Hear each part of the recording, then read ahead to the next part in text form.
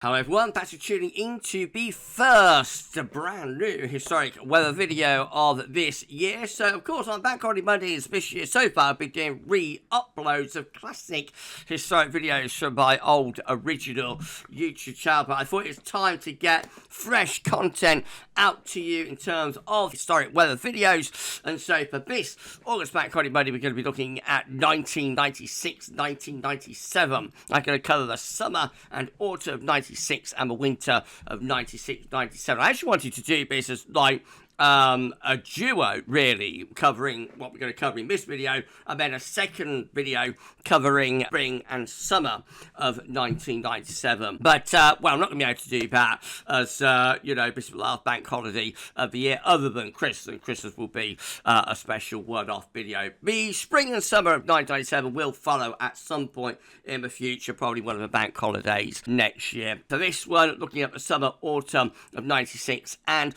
the winter of 96, 97. I should get on that for you very shortly. Just say that if you enjoy the content on the channel at the moment, please like, share, subscribe, thank you to everyone for doing that. Thank you so much to GWV and their historic archive of charts, along with Trevor Harley and his amazing website that has so much information. So thank you so much to Weta and to Trevor. It's, you know, those two resources brought together that makes these historic videos. Thank you so much to you for watching on your bank holiday Monday. I'm always amazed that people want to spend this time with me on their precious bank holiday, so thank you so much. Right, okay, well, we're going to start off on the 1st of June 1996. Now, of course, on the old channel, we did 1995, that's the summer of 1995, and then 95, 96, we ended the storyline all those years ago on the old channel in May 1996, which was an unusually cold month, the coldest May since I think 1942. I'm going to drop the links in the description with this video so you can go back and look at those two videos for summer 1995 and winter to spring 95, 96. I think we stopped at the end of May 96 with that video. Someone will correct me if I'm wrong on that. So we're going to pick the story back up again after all these years on the 1st of June 1996 with low pressure north and winds coming in from off the Atlantic. June 96 has a central temperature of 14.4, and by the way, I'm going to be reading a lot of information that I've got from Trevor Hardy's website, so my eyes are really bad, have been really bad previous summer. I'm going to have a job to read what I've got to read, so just bear with me. If I stumble over my words, then that's what's going on. But we have a central temperature of 14.4 for June 1996, and Trevor Hardy writes, a plume of hot air from Spain gave a very hot first week, the earliest such hot spell since the summer of 1976. Let's see how that happens then. So we've got low pressure out to the northwest, high pressure building up from the Azores. We go from the 4th through to the 5th. Well, yeah, we start to switch the wind through into the south. Hot upper air temperature sitting across France, Spain and Portugal. As we go through the 6th to the 7th, where we start to pull up that heat and humidity. Now check out the upper air temperatures. This is Friday the 7th of June 1996. I remember this very well. I was actually born when we did this. A lot of you watching this weren't born, I know that. But Gav was actually, how old was I? I was 18. Yes, I was 18 in June 1996. I was 19 in October. And I remember this day very well, actually, with big temperature contrasts with these cooler upper air temperatures to the north and west, and these hot upper air temperatures in the south and in the southeast. It generates some really potent thunderstorms as well through the latter part of the afternoon into the evening and overnight on the 7th of June. Trevor Hardy writes, temperatures were hot on the 5th and the 6th. Atlantic fronts brought more cloud to parts on the 7th, although the southeast remained sunny. 33.1 degrees at St James Park, Westminster, London on the 7th. A temperature this high so early in the year only happens a few times this century. The temperature has exceeded 32 degrees 90 Fahrenheit on only 4 occasions in the 20th century: 1950, 1947, 1944 and 1922. that early in the year. Rickmansworth recorded 29.4 on the 5th, 31.7 on the 6th, and 32.7 on the 7th. 32 degrees was widespread across the southeast on the 17th. That day, Lerwick reached just 8.6 degrees as a cold front moved south. In the evening on the 7th, there were violent thunderstorms. I remember that really well, particularly from Dorset through to the East Midlands. Yes, we in Northamptonshire got those thunderstorms into East Anglia. There were damaging hail sways, 30 millimetres of hail, a tornado. 30 millimetres hail, a tornado in Basingstoke and Sherborne, 73.9 millimetres of rain in Wantage, 30 millimetres of rain, squally winds and golf ball sized hail, lightning strikes causing power loss, and perhaps best of all, ball lightning in a factory in Tewkesbury where it exploded with an orange flash, knocking out switchboard. Blimey. The 7th was quite a day, a warm, dry and sunny month overall. I remember it so well. Sir Michael Fish was doing the forecast on the 7th of June 1906. I think I got a recording of it as well, saying about how things were about to go bang due to that big temperature contrast. And unlike what we have now, back then, on the 7th of June 1996, things really did go bang, and those thunderstorms overnight on that Friday night were quite tremendous and torrential. Well, beyond that, high pressure starts building back up from the Azores, though, so we go on into the second week of the month, looking rather flat and westerly, and high pressure in very nicely as we get into the middle of June 1996. But it's a really nice summer, as I've said in the updates that we do for the long range when we talk about 1996. This is a summer for everybody. It has something for everyone in this summer. It has hot spells, it has cool spells, it has wet spells, it has thunder.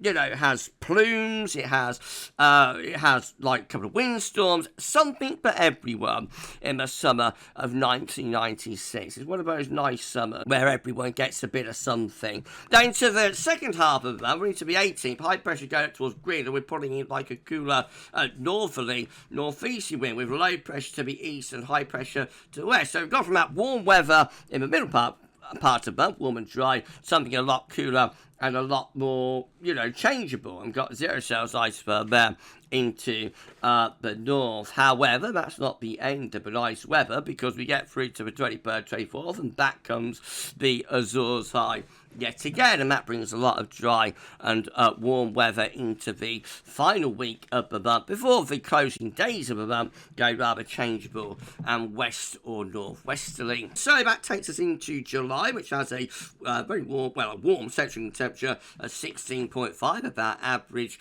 by modern day standards. Dry, sunny and warm, writes Trevor Harley. There were some cool nights at the start of the month, and northwesterly winds brought sunshine, showers and thunder, but it warmed up from the 9th. So again, something for everyone. The first week of the month sees low pressure bringing cooler, more showery weather, and then after that we get through into the second week of the month, and the Azores high starts ridging back up from the southwest, turning things drier and warmer once again. 33 degrees was recorded at Jersey on the 22nd, and 33.2 degrees at Boxworth, South Cambridge on the same day. The 16-month period from April 1995 to the end of July 1996 was the driest at Manchester Airport since records began.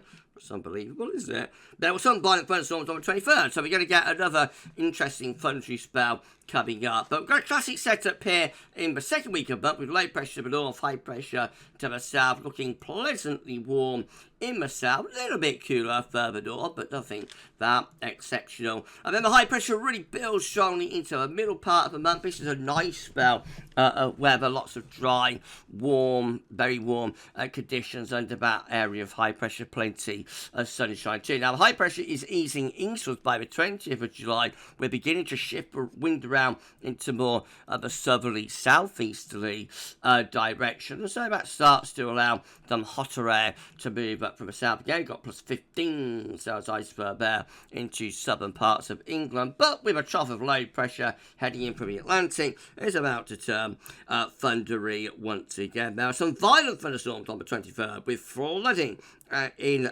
Sussex and also in Aberdeen. There was also a heavy hailstorm at St Albans on that day. We got a really torrential storm as well here in Northants, I think, on the 23rd of July. I remember that very, very well. The rain absolutely gushing down the front path out of our front window here at the Towers under this trough of low. So again, something for everyone. Being very warm and dry, then turns thundering, and then high pressure back in within fresher air, bringing dry up warmer conditions as well. This is the summer of Euro 96, of course. It's coming home, football's coming home. It didn't. And also the Summer Olympics, I think, in Atlanta that year in 1996. So quite a few sporting events going on that stand out in the memory. That's how we end July 96. Back into a more changeable westerly type flow. Then we're on into August. So this month also has a centering temperature of 16.5. Warm and sunny with an unsettled final week. Quite wet in the south. Severe thunderstorms in Kent on the track with flooding at Folkestone, 150 millimetres rain, most of it falling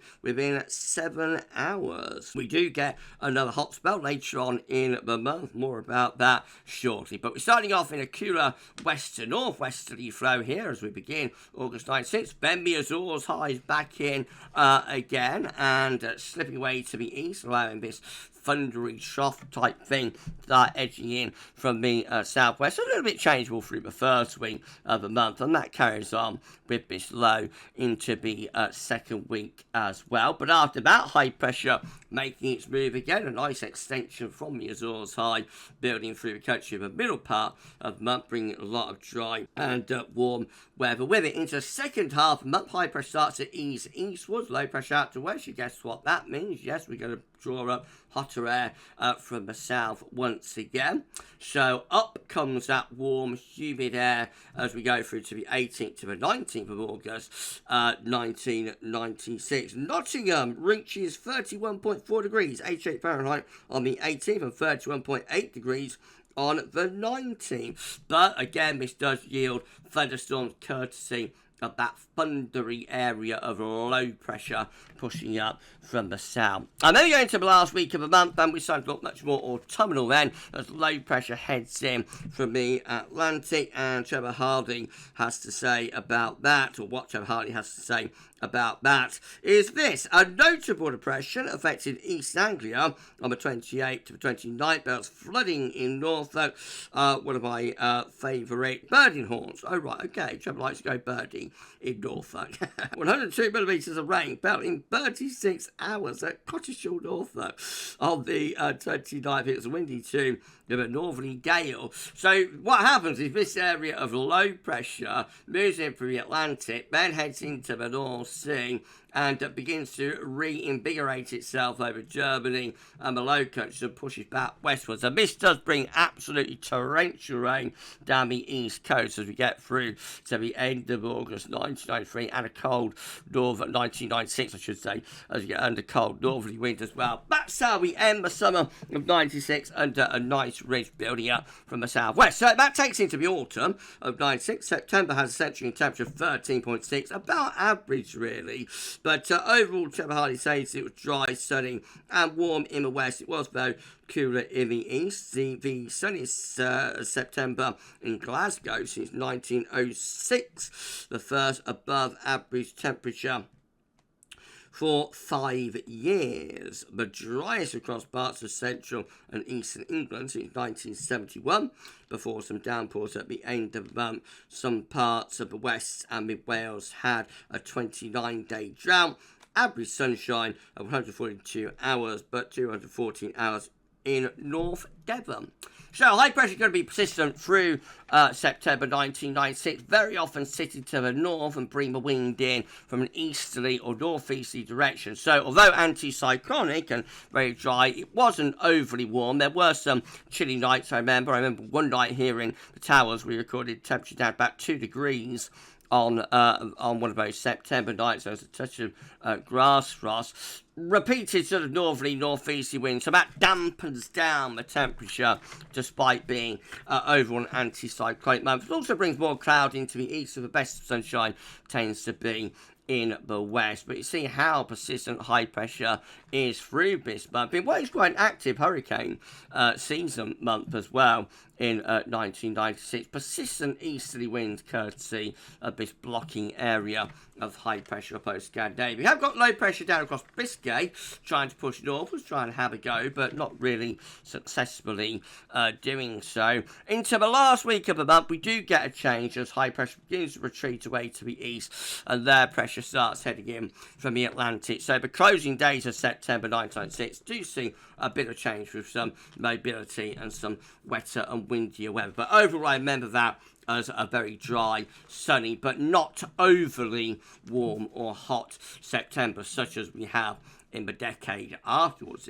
On into October, which has a central temperature of 11.7, very mild month. Warm but dull. It's right, so Harley. On the 24th, it reached 22 degrees at Prestatyn in Wales, of course. Some windy spells, severe gales, the remnants of Hurricane Lily in southern England on the 27th. We'll come to that shortly. Overall, it was wet in the north and west, but dry in the southeast. So we begin October 1996. Again, the classic setup, high pressure south, low pressure to the north. Rather wet and windy here through the opening days of the month, especially so for the north, always drier further south. Definitely in a more typical sort of westerly zonal type pattern through this particular month, looking rather unsettled into the second week. That's the 12th of October, with quite deep low pressure out to the west. That bringing up mild southerly winds, but also bringing bouts of rain. I was in Menorca during this second week of October in 1996. I remember that very well. Gavin Menorca. Let's just say, I don't know, holiday from hell. Okay, I won't say anymore. Wet and windy around my birthday, 17th to the 18th, and then high pressure builds up from the south as we go through into the 22nd. That is actually a singularity, but we get a lot of the time. That's St Martin's summer, which happens any time about the 18th through to the 23rd of October, when we get one last push of southerly winds, bringing up the plus 10 Celsius ices that are there from the south, and that I think lifts the temperature up possibly into the low 20s Celsius for the final time of the year. However, as ever, breaks down and we find the wind go back into the west. Now, there's the remains of Hurricane Lily. Now, what did Trevor Harley have to say about that? So, some windy spells, severe gales, but remnants of Hurricane Lily in southern England on the 27th. So, yeah, that looks about right, doesn't it? That area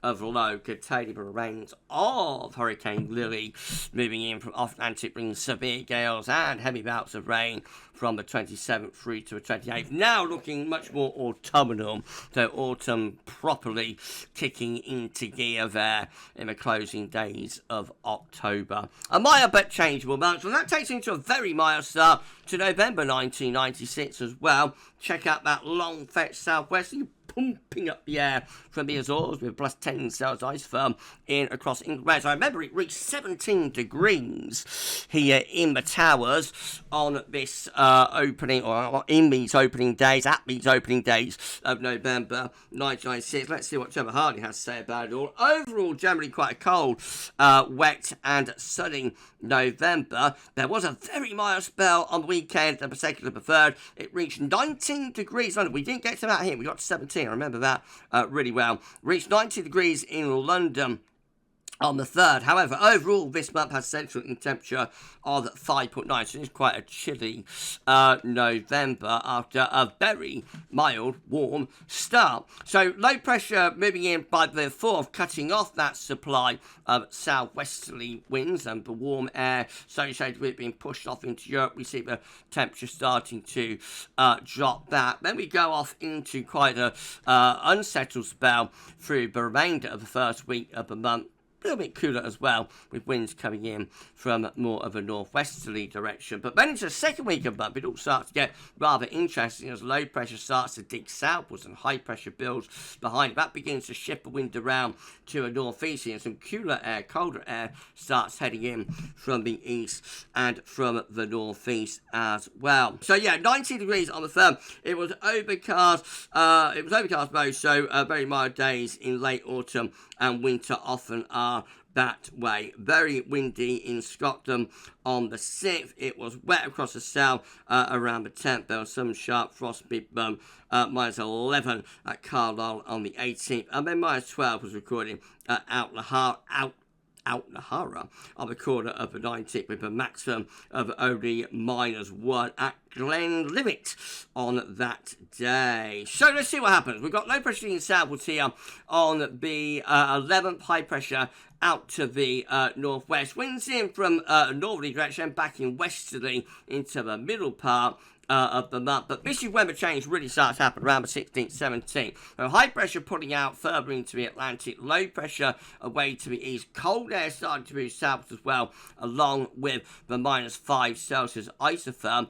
And then we get this area of low pressure developing on the 18th and moving into that cold air. So this gives a snow event to large portions of the country, actually, around the 18th and the 19th of November 1996. As that low pressure pushes into the cold air, we have cold air on the northern side of below. The upper air temperatures don't look that impressive, but remember, cold air is already established, so anywhere north of this yellow line just here, the 0 Celsius iceberg, it can snow depending on the parameters with the atmosphere. And we did actually get snow out of that low across the Midlands, and further north there was plenty of snow through northern England and whatnot. The low pressure moves out into the North Sea, brings the wind around to a colder northerly once again. So -11 was recorded in Carlisle on the 18th, and -12 was recorded at Outnahara. We've already talked about that, of course. But snow was particularly heavy through Staffordshire, Cheshire, Merseyside and North Wales, with several centimetres of drifting snow later turning back to rain. There was, of course, as ever in Britain, when there's no traffic disruption, Buxton was cut off. They're used to it there, Bo. Of course, there was thundering snow, sleet, and snow showers around the 3rd and 4th. Gales brought trees down in the south with this area of low pressure. That will be definitely a named storm now, but back then we didn't name storm. We had Sir Michael Fish telling us what was going to happen. No, we didn't need to name storms back then. But anyway, we stay cold through the 3rd week into the final week of the month. This also brings us down. Remember this one, this is 24th of November. This low coming in from off Atlantic, bumping into the cold air, brought another bout of quite heavy snow here to the tower before that one turns back to rain. And then we end the month on a rather milder note with low pressure coming in from off the Atlantic. That takes us into December of 1996, which has a central inland temperature of 2.5. Which has central in temperature 2.9, I should say. Cold, but not exceptionally so, and dry, except in the northeast. The southeast recorded only 15.5 millimetres of rain. An easterly month, notable gale from the 21st onwards, particularly across the south. It was dull in the first 3 weeks, but sunny at the end. But the sunshine at the end more than compensated. Some local light snow on Christmas Day, but heavier falls around the 27th and the 30th. Particularly in Kent, and that happens very interestingly from Scandinavian high. But we start December 1996 on a wet and windy note with low pressure in control and in the ascendancy. That low pressure moves up towards Scandinavia and higher pressure builds from the south. So we turn increasingly anticyclonic with the first week of the month. That brings a lot of dry, quiet weather, chilly nights, but not overly cold. Into the second week of the month, see the high pressure is pushing up towards Greenland. Low pressure down towards Spain, so a classic negative NAO-AO type combination, and colder air beginning to dig in from the northeast by 5 south iceberg. It started to head southwards by 10 south iceberg to the north Scotland. It looked like we could really open the door and unleash it there, but actually Bislow puts the knockers on that and switches the wind back around to the west. So it's a bit of a tease. I imagine if the forum's a bit around back then, there would have been all sorts of havoc as that cold spell came to nothing. However, we have got later on in the month to make up for it. Well, we turn milder into the third week of the month. Most southerly winds, but high pressure still blocking up towards Greenland and Iceland. As we head towards Christmas, that begins to shift the wind around to more of an easterly. So we've got cold air sitting to our east and northeast, low pressure down towards Spain and Portugal. Wind starting to shift the route, and this is setting up a mainly dry but cold Christmas with high pressure blocking to the north, but not quite a Scandinavian high, not quite able to tap into that severely cold air, but sitting just to our east and northeast. So Christmas 1996 is mainly dry, it's mainly sunny, but it is cold. There's overnight frost. There's a few snow flurries being brought in on those gentle easterly winds through Christmas Eve and into Christmas Day. Looks like the high pressure is about to collapse and it's going to turn milder, doesn't it, on Boxing Day? But then the high pressure goes back north again on the 27th. And this time we start to tap into some properly cold air. So by the 28th, that area of high pressure sitting over the northern part of the country starts to allow some really quite cold air into the south, so temperature begins to fall away, and as head towards New Year, it actually turns bitterly cold as we open the door to the east and to the northeast. So that's the 30th of December when we start to bring heavy snow in from the east. It's freezing cold as well, sub-zero temperatures day and night as this -10 Celsius ice bump comes flooding in on those easterly winds. And that's New Year's Eve of 1996, a classic freezing cold and snowing New Year that we have there. Trevor Harling say about this, the coldest temperatures of the month was 13 degrees at Aviemore on Christmas morning, but of course in the south the coldest air actually happens later on in the month. Interestingly, Joe doesn't have all that much to say about how cold it is, but I remember it was really cold through that through that New Year. I don't think we recorded maximum temperature much of -2 or -3 here on both New Year's Eve and New Year's Day, 1996 to 1997. And I remember it didn't get so cold, but the cogs froze up on Big Ben. So that New Year's Eve to New Year's Day, at midnight, Big Ben wasn't able to chime. I think that's right, because like the cogs froze up. I always found that a little bit of a far-fetched excuse, to be honest. It would have been colder New Year's than that, I'm sure, like 1962, 63 New Year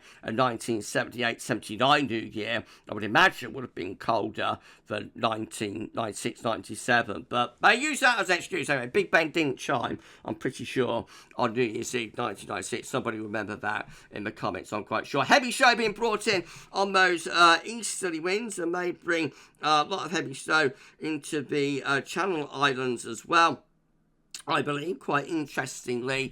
A lot of the snow is in the east, not that much snow in the west, of course. It's something that you tend to get with easterlies in the winter. It does tend to be the east and the south that's exposed to those winds. So in all fairness, it wasn't that snowy, actually. We've had snowy easterlies for that, but I do remember a little bit of snow over that New Year, and the main thing I remember about that is just how freezing cold it was. That's New Year's Day 1997, so we got the high pressure just inching a little bit further west. Was still bitterly cold though, with those upper air temperatures. But my 10 Celsius ice firm is in across England and Wales. January 1997 has a CT of 2.5. It's the driest January of the 20th century over England and Wales. Just 18% of rainfall following on from a dry December.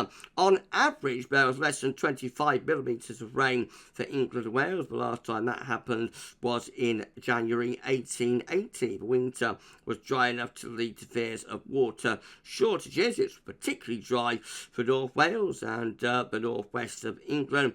Aberporth in, we won't try and pronounce that place, and Prestatyn in Flintshire and Southport saw just 3 millimetres of rain all month. It was very cold in the first 10 days, but then became milder. There's 21 centimetres of snow in the Channel Islands on the morning of the 2nd of January. That, of course, happened from the New Year freeze-up, but it soon mounted. Average temperatures in Scotland, but cold in the south. The Thames was frozen at Marlow, Berkshire, for the first time in 50 years. Some places in the south did not rise but -3, including the Towers, on the first and the second. The maximum was -14. The minimum, was -14.5 at Santadown in Suffolk on the third. -12 degrees at Benson, Oxfordshire on the second. A maxima beneath freezing all day. On the south coast, Kent was badly affected by snowstorms. The first 100 hours of the month of the south were continual frost,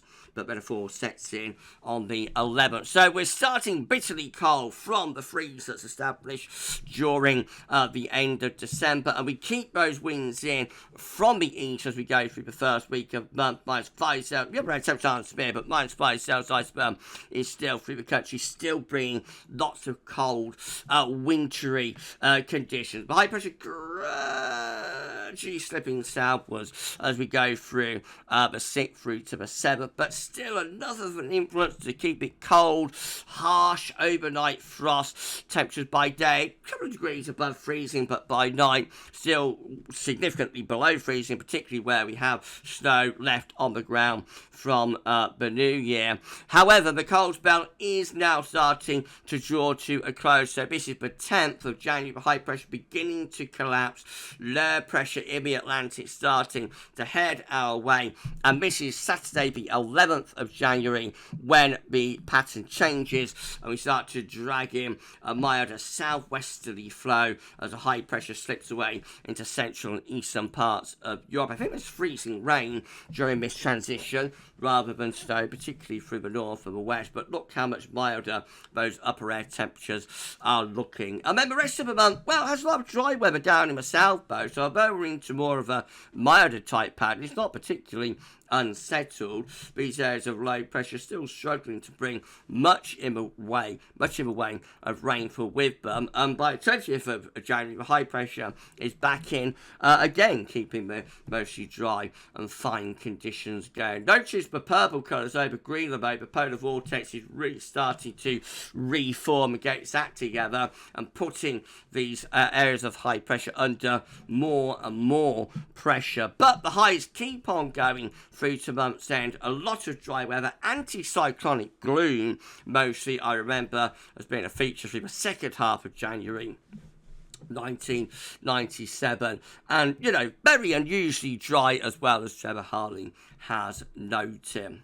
But that takes us through to February of 1997, which is a very, very different month. There's not much on this month, but it has a central temperature of 6.7, and it's unsettled, windy, and very mild. Generally wet, particularly in the northwest, sunny in the east, and dull in the west. So the winter drought breaks in February, and this is how the high pressure collapses southwards, allowing through these areas of low pressure, bringing wet and windy weather sweeping in from off the Atlantic, with both your light westerlies and stormy weather. At least it will be mild, bouts of rain.